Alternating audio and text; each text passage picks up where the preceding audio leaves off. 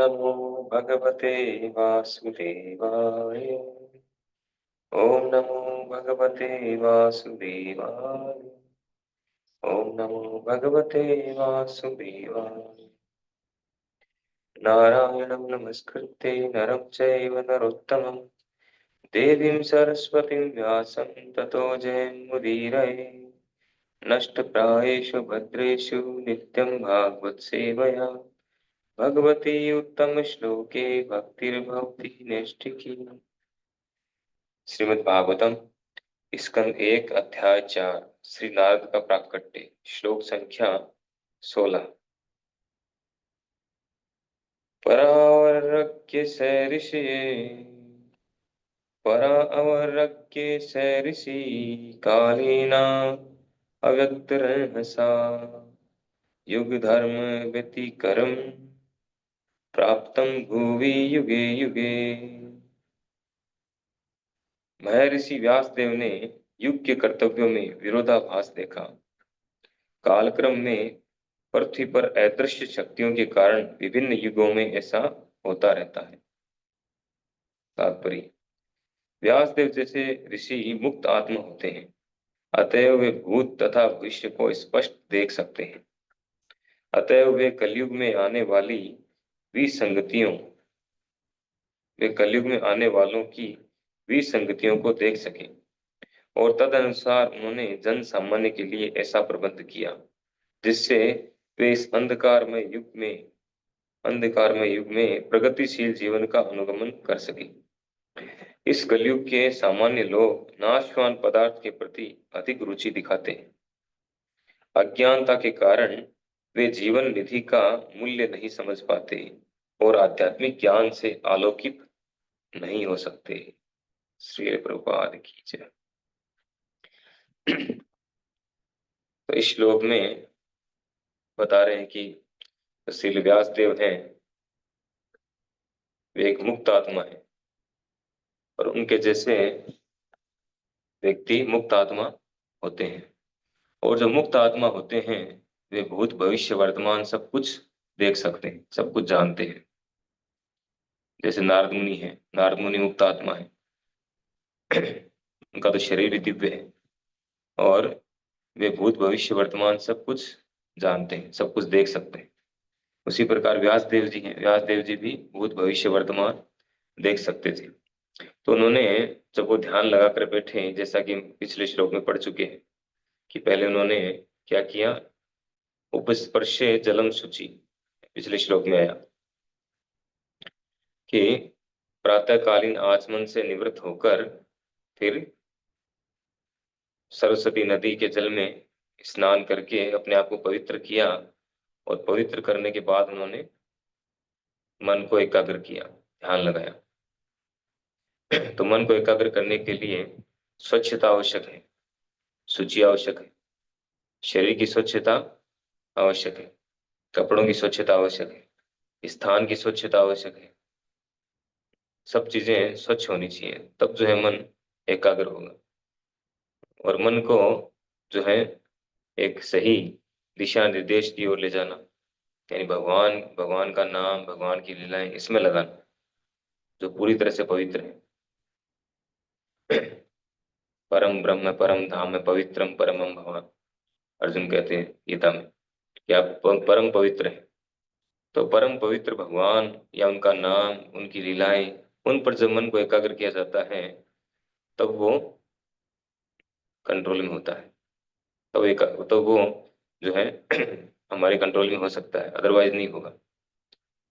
तो शुद्धता हर तरह से महत्वपूर्ण है, चाहे बाहर की हो चाहे अंदर की हो। तो यहाँ पर कह रहे हैं कि भगवान व्यासदेव ने जब अपने आप को शुद्ध करके और ध्यान लगाया तो उन्होंने क्या देखा, उन्होंने देखा कि युग के कर्तव्यों में विरोधाभास हो रहा है, अर्थात कलयुग का प्रभाव उन्हें उसी समय दिखने लग गया और हो भी रहा था ऐसा। महाभारत का युद्ध जो है कितना बड़ा युद्ध था वो, 65 करोड़ लोग मारे गए इसमें, 66 करोड़ या 65 करोड़ लोग मारे गए इसमें। और उससे पहले कितनी ऐसी ऐसी घटनाएं हुई जो दर्शाती है कि वास्तव में वो कलयुग के लक्षण है। द्रौपदी का चीरहरण होना भरी सभा के अंदर, और पांडवों के साथ चीटिंग करके, जुआ खेल के उनसे सारा धन हड़प लेना, सारी प्रॉपर्टी हड़प लेना, उनको लाक्षागृह में जलाने का प्रयास करना, मारने का प्रयास करना, कितनी तरह से उनको मारने का प्रयास किया अलग अलग तरीके से। तो ये सब जो है कलयुग के प्रभाव थे। तो व्यास देव जी ने ये सब चीजें पहले ही देख ली थी, ये सब होने से पहले ही उन्होंने ये सब कुछ देख लिया, और उन्होंने समझ लिया कि आगे जो कलयुग आ रहा है उसमें तो और भयानक स्थिति होने वाली है, बहुत ही भयानक स्थिति होगी। तो कलयुग के लोगों को कैसे ट्रैक पे लाया जाए, कैसे उनको वापस धार्मिक पथ पे, इस कृष्ण भावनाओं के रास्ते पर लाया जाए, इसके लिए उन्होंने क्या किया, यहाँ पे कह रहे हैं कि ऐसा प्रबंध किया अतः वे कलयुग में आने वालों की विसंगतियों को देख सके कि कलयुग के लोग कैसे होंगे। संगत नहीं होंगे, बिल्कुल भी विसंगत होंगे, सारे गलत कार्यों में वो इन्वॉल्व रहेंगे। तो ऐसे कोई बाहर से नहीं होगा तो अंदर से होगा, इंटरनली। तो ऐसी विसंगतियों को देख करके और उन्होंने तद अनुसार उन्होंने जन सामान्य के लिए ऐसा प्रबंध किया जिससे वे इस अंधकारमय युग में प्रगतिशील जीवन का अनुगमन कर सके। इस कलयुग में रह करके भी कोई व्यक्ति ऐसे बुरे प्रभाव में रह करके भी, और वो आध्यात्मिक जीवन की ओर बढ़ सके, प्रोग्रेस कर सके, प्रगति कर सके, ऐसी व्यवस्था श्री व्यास देव जी ने हमारे लिए की है। वैदिक शास्त्रों की रचना की उन्होंने, पुराणों की रचना की, ये पुराणों का जो सार है श्रीमद् भागवत वो हमें प्रदान किए। हर तरह के लोगों के लिए, जितने प्रकार के लोग हैं प्रकृति के गुणों के अनुसार जैसे जैसे लोग हैं, सभी के लिए अलग अलग प्रकार के पुराण है। कोई कितना ही गिरे से गिरा हुआ हो वो भी प्रगति कर सकता है, उसके लिए व्यवस्था है।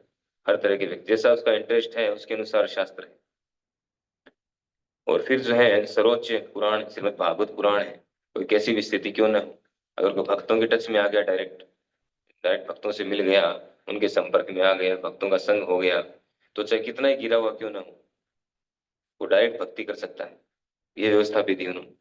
तो सारी व्यवस्थाएं जो है इस प्रकार की ये श्री व्यास देव जी ने दी है। फिर एक जो महत्वपूर्ण बात कह रहे हैं कि कलयुग के सामान्य लोग नाशवान पदार्थ के प्रति अधिक रुचि लेते हैं। कलयुग के लोगों की विशेषता क्या है? और नाशवान पदार्थ, अंतवंत इमे देहा, ये शरीर जो नाशवान है, ये शरीर जिन तत्वों से बना है, भौतिक पदार्थों से, पृथ्वी जल अग्नि वायु आकाश, इन सब में ज्यादा रुचि दिखाते हैं। ज्यादा क्या, सारी रुचि इसी में ही है भौतिक जगत के लोगों की। तो अज्ञानता के कारण वे जीवन निधि का मूल्य नहीं समझ पाते और आध्यात्मिक ज्ञान से अलोकित नहीं होते। तो इस सब का कारण क्या है? कारण बता रहे हैं अज्ञानता, इग्नोरेंस। अज्ञानता के कारण इस भौतिक जगत के लोग जो हैं, स्पेशली इस कलयुग में, इन कलयुग के लोग हम सब जो हैं अज्ञानता के कारण हम जीवन निधि, हमें जो ये जीवन निधि मिली है, निधि का अर्थ खजाना भी होता है, निधि का अर्थ समुद्र भी होता है। तो हमें एक ऐसी अपॉर्चुनिटी मिली है, गोल्डन अपॉर्चुनिटी, जिसके द्वारा हम इस भव सागर को पार कर सकते हैं। नृदेह माध्यम, नृदेह माध्यम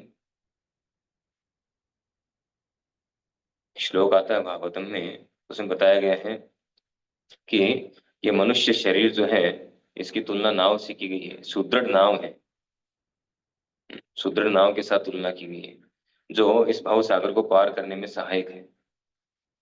प्लम सुकल्पम, सुकल्पम यानी बहुत मजबूत नाव है। नृदेह माध्यम प्लवम सुकल्पम गुरु कर्ण धारम, और जो गुरु है, प्रमाणिक गुरु, ये नाव तो मिल गई हमें मनुष्य शरीर, लेकिन अगर गुरु नहीं मिले तो ये नाव कभी भी भंवर में डूब सकती है। गुरु कौन है? गुरु कैप्टन है, कप्तान है इस नाव की।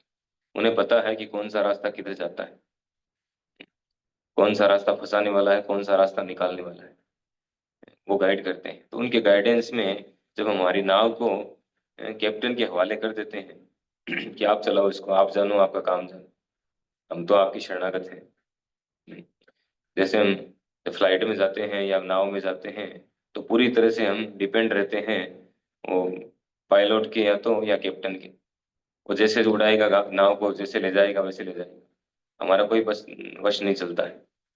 उसी तरह से जिसको मनुष्य शरीर मिला है उसको पूरी तरह से प्रमाणिक गुरु के शरणागत हो जाना चाहिए, गुरु के भक्तों के शरणागत होकर रहना चाहिए।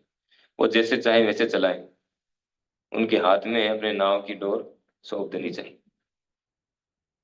तब नाव सही दिशा में जाएगी। नहीं तो वो किधर ले जाना चाहते हैं, हम किधर ले जाना चाहते हैं, खींचतान बनी रहेगी हमेशा। और मयानुकूलेन नभस्व तेरितम, भगवान कहते हैं, भगवान के द्वारा कहा गया श्लोक है 11वें स्कंद में कि मयानुकूलेन, मेरे द्वारा जो उपदेश निर्देश दिए गए हैं वो अनुकूल हवाएं हैं जो इस नाव को सही दिशा में ले जाएंगे। तो जो इन उपदेशों को जो शास्त्रों में कहा गया है, इन साधु शास्त्र गुरु, इन तीनों के डायरेक्शन में चलना है, इनके निर्देशन में चलना है। तो जो शास्त्रों में जो बताया गया है वो भगवान के द्वारा बताया गया है, और वो क्या है, अनुकूल हवाएं हैं जो हमें और जल्दी आगे बढ़ाएगी, हमारे पथ की ओर आगे बढ़ाएगी। नभस्व तेरितम, जिसको तैरने में सहायक है। पुमान भवाब्दी न तरेत से आत्मा, ये सब होते हुए, ये सब सुविधा मिलने के बाद भी जो इनसे इन सब का फायदा नहीं उठाता है और इस भव सागर को तरने का प्रयास नहीं करता है, कहते हैं स आत्मा, वह स्वयं स्वयं की हत्या कर रहा है, वह अपनी हत्या करने वाला है। तो अज्ञानता के कारण हम जीवन निधि का मूल्य नहीं समझ पाते और आध्यात्मिक ज्ञान के आलोक से आलोकित नहीं हो पाते। तो इस अज्ञानता को दूर करना है। ओम अज्ञान तिमिरांधस्य ज्ञानांजन शलाकया चक्षुरुन्मीलितं येन तस्मै श्री गुरुवे नमः। तो अज्ञानता कैसे दूर होगी? जब हम गुरुदेव के शरणागत होंगे तब हमारी अज्ञानता दूर होगी, नहीं तो कभी नहीं होगी। तो इस अज्ञानता के कारण ही हम नाशवान पदार्थ के प्रति अधिक रुचि दिखाते हैं। जो नाशवान है, कभी भी नष्ट हो सकता है, जो ठहरने वाला नहीं है, परमानेंट नहीं है, फिर भी हम उन चीजों के प्रति इतना ज्यादा आसक्त रहते हैं, अट्रैक्ट हो जाते हैं, उसी को पाने का लक्ष्य हो जाता है हमारा। हमारा जीवन लक्ष्य उन्हीं को पाना है, जो चीजें कभी भी खत्म हो सकती। क्या फायदा हुआ? हमें मनुष्य जीवन मिला है इतनी मुश्किल से, इतने दुर्लभता से, तो हमें ऐसी चीज प्राप्त करना चाहिए। नारद मुनि कहते हैं तस्यैव हेतो प्रियतेत को विदो न लभ्यते यत् भ्रमताम उपरियत है, तल लभ्यते दुख वदन्यते सुखम कालेन सर्वत्र गंभीर रहसा। प्रचेताओं को उपदेश देते हैं। कहते हैं कि तस्यैव हेतो प्रियतेत को विदो, कि व्यक्ति को वो वस्तु प्राप्त करने के लिए प्रयास करना चाहिए जो पूरे ब्रह्मांड में भ्रमण करने के बाद उसे नहीं मिली हो। हम इस पूरे ब्रह्मांड में पता नहीं कितनी बार भ्रमण कर चुके हैं, कितनी बार जन्म मृत्यु के चक्र में कभी देवता बने हैं, कभी राक्षस बने हैं, कभी असुर बने हैं, कभी मनुष्य बने हैं, कभी पशु पक्षी बने हैं, कभी स्वर्ग लोग गए, कभी ब्रह्म लोग गए, पता नहीं कितना हम इस ब्रह्मांड में कितना भ्रमण कर चुके हैं। तो भ्रमण करते करते जो हमें नहीं मिला है, जो सबसे दुर्लभ वस्तु है, वो प्राप्त करने के लिए हमें प्रयास करना चाहिए।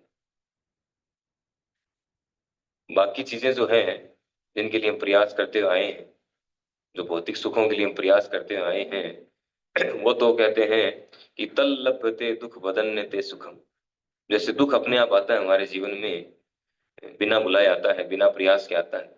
हम प्रयास नहीं करते दुखों के लिए, कष्टों के लिए, हम प्रयास हमेशा सुख के लिए करते हैं। लेकिन फिर भी वो दुख जो है हमारे जीवन में बिना बुलाए आता है, बिना प्रयास के आता है, उसको भोगना ही पड़ता है। उसी तरह से नारद मुनि जी कहते हैं, उसी तरह से सुख भी जितना हमारे प्रारब्ध में है, हमारे डेस्टिनेशन में है, उतना निश्चित रूप से हमें मिलेगा। उसके लिए प्रयास करने की आवश्यकता नहीं है। तो प्रयास किसके लिए होना चाहिए? जो अभी तक मिला नहीं है, वो है कृष्ण प्रेम, कृष्ण भक्ति। उसके लिए प्रयास करना चाहिए। हमारा पूरा प्रयास जो है उसी के लिए होना चाहिए, तब जो है हम एडवांस कर पाएंगे। बाकी सारे कार्य अपने आप होता जाएंगे। हमारा लक्ष्य वो होना चाहिए, इंटरनली हमारा प्रयास उसी के लिए होना चाहिए कि हम लक्ष्य की ओर बढ़ रहे हैं कि नहीं बढ़ रहे हैं। रोज जो है अपना अपने आप को जज देखना चाहिए, एनालिसिस करना चाहिए कि हम हमारे लक्ष्य की ओर बढ़ रहे हैं कि नहीं बढ़ रहे हैं। तब जो है हम जीवन लक्ष्य को प्राप्त कर पाएंगे। तो यहाँ जो कंक्लूजन है इस श्लोक का, व्यासदेव जी मुक्त आत्मा है और वो भूत भविष्य वर्तमान देख सकते हैं। उन्होंने ये सब देख करके और हम सब जीवों का कल्याण करने के लिए वैदिक शास्त्रों की रचना की, जिससे हम वो ज्ञान, वो आलोक प्राप्त कर पाए, जिसके द्वारा जिस आलोक को प्राप्त करके हम अज्ञान रूपी अंधकार से दूर हो जाएं और इस भौतिक जगत की जो टेम्परेरी नाशवान चीजें हैं उनके प्रति हमारा आकर्षण खत्म हो और भगवान के प्रति हमारा आकर्षण बढ़े। हरे कृष्ण। श्रील प्रभुपाद की जय। श्रीमद् भागवत महापुराण की जय।